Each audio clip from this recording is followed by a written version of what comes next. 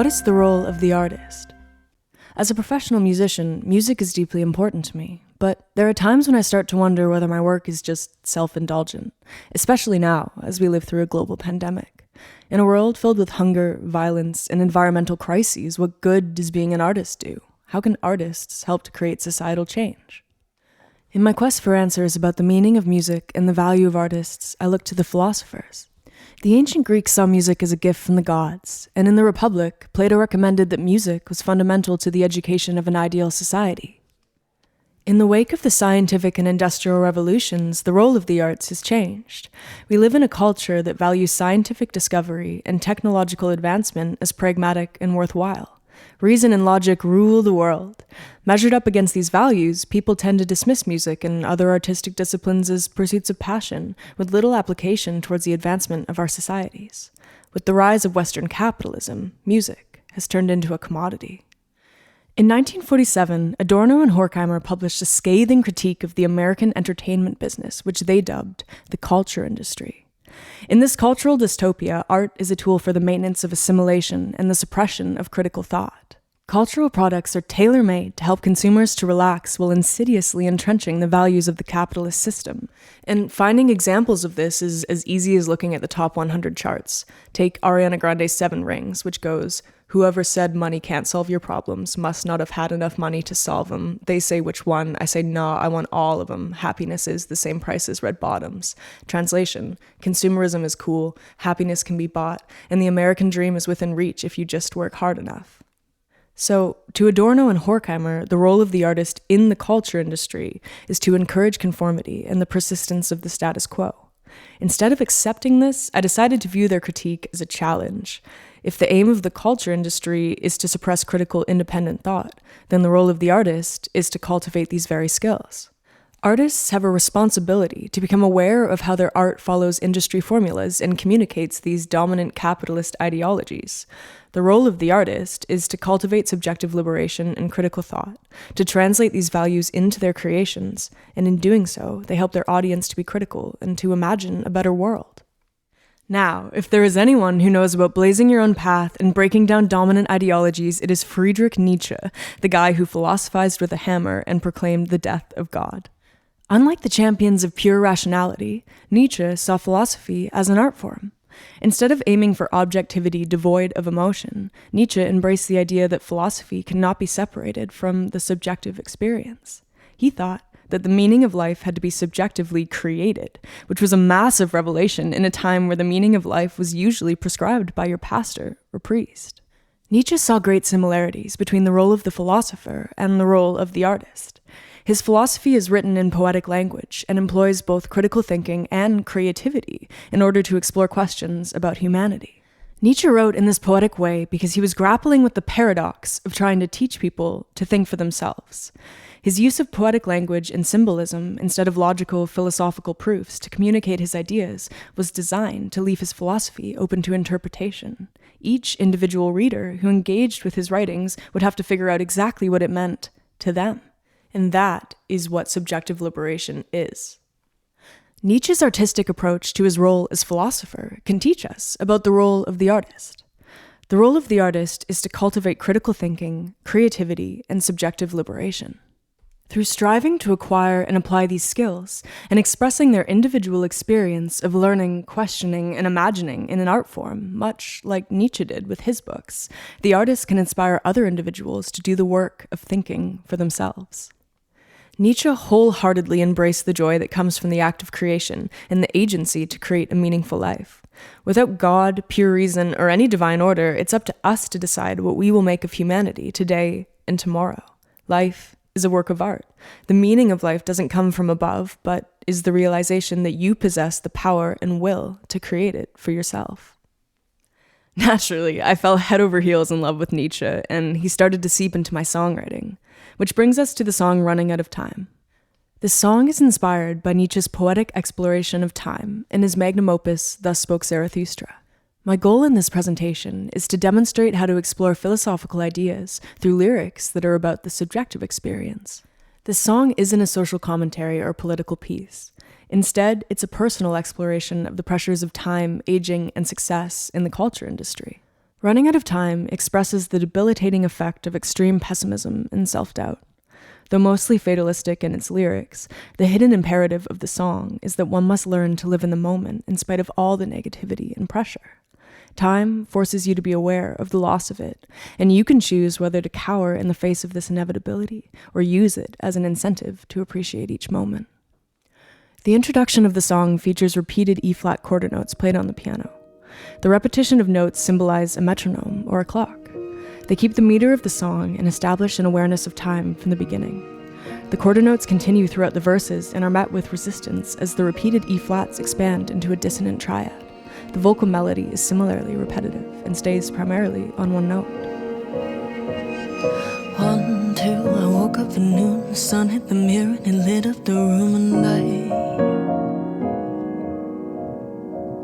3, 4, I pass on my shore, the waves ebb and flow, but the salt stains the floor, and I hate it. These lines are about framing your life with cynicism and despondency. For me, to wake up at noon is to begin the day with failure. The morning and its potential are gone before consciousness comes. The waves that ebb and flow are life's experiences and happenings. Though they contain varied and complex content, sorrow and joy, it is the negative that leaves an impression and stains the floor. The "and I" that trails off in the first stanza of each verse indicates an inability to self-express. There is an acknowledgement of being, of I, but nothing follows. This repeated line indicates a lack of self-understanding, direction, and purpose. Take me over the borderline, lay me down on this broken mind. I sit here waiting for judgment. My legs are bound, but I'm running out of time.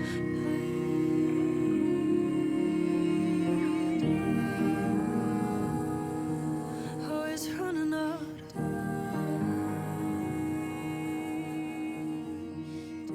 The lyrics in the chorus are inspired by the vision and the riddle section in Nietzsche's Thus Spoke Zarathustra.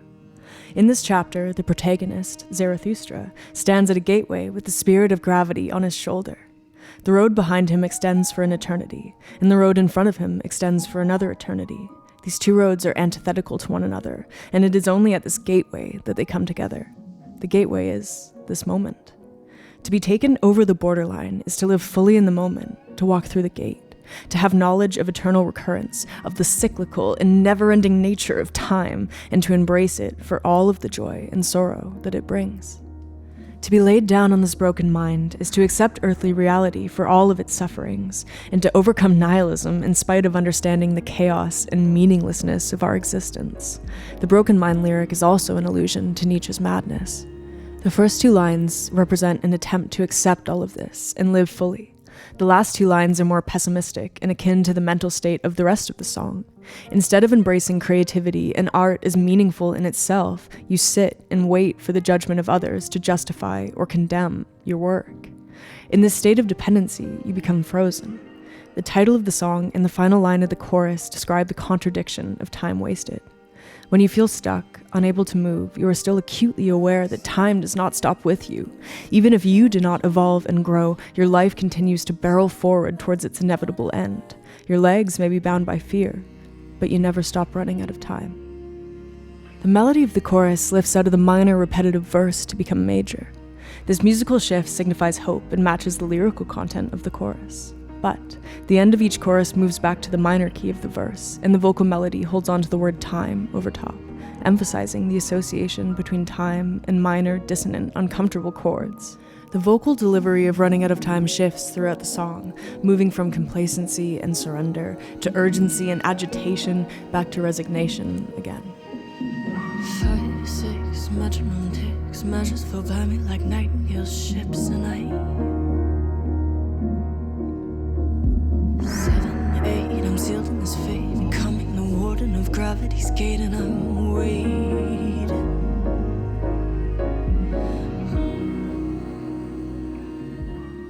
These lines represent the creative muse. Even music is bound and controlled by time. The metronome counts the beats, the measures have a beginning and end, the song is finite. The nightingale symbolizes creativity and the muse, the voice of nature.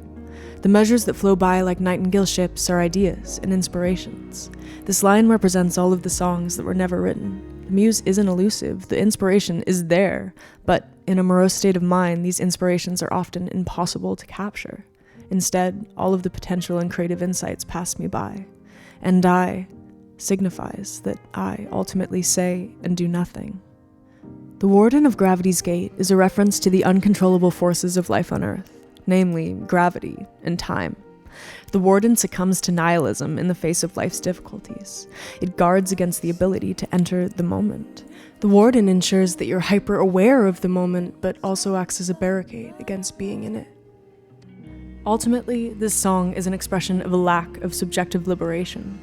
It demonstrates the negative psychological effects of relying on other people and dominant systems like the culture industry to assign meaning and value to your life and work. The last philosopher I studied, Herbert Marcuse, taught me that true revolution can only occur when liberated individuals realize that they have a lot in common with their neighbor and decide, of their own free will, to work as a collective towards the advancement of humankind. I think that artists have a key role in facilitating this empathy through radical self-expression and individuality. If I'm lucky, perhaps someone who's struggling with the expectations placed on them by the ideals of capitalist success will relate to the song and will draw some hope from the fact that they are not alone in their frustrations with the status quo. Now, in its entirety, here's Running Out of Time.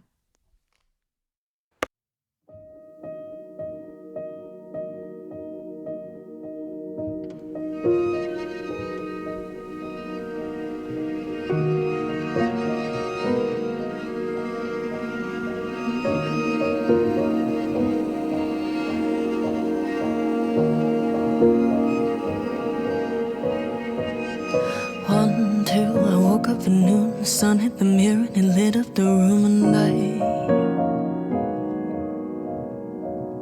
3, 4, I pass on my shore, the waves ebb and flow, but the salt stains the floor, and I hate it.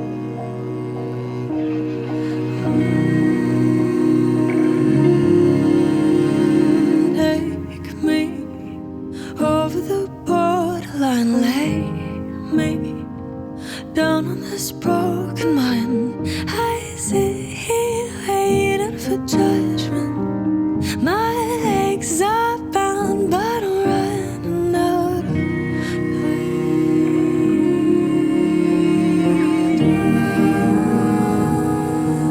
Always running out of time.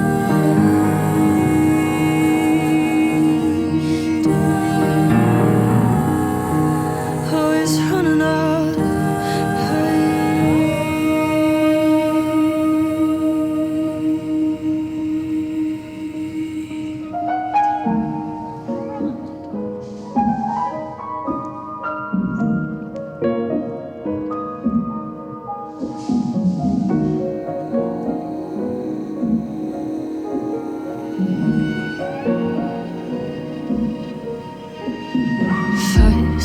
Metronome ticks, measures flow by me like nightingale ships, and I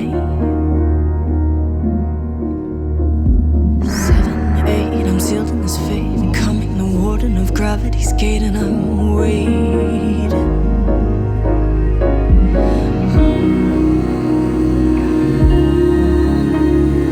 Take me over the borderline, lay me down on this broken mind. I sit here waiting for judgment. My legs are bound, but I'm running. Take me over the borderline, lay me down on this broken mind. I sit here waiting for judgment. My legs are bound, but I'm running out of time. Always running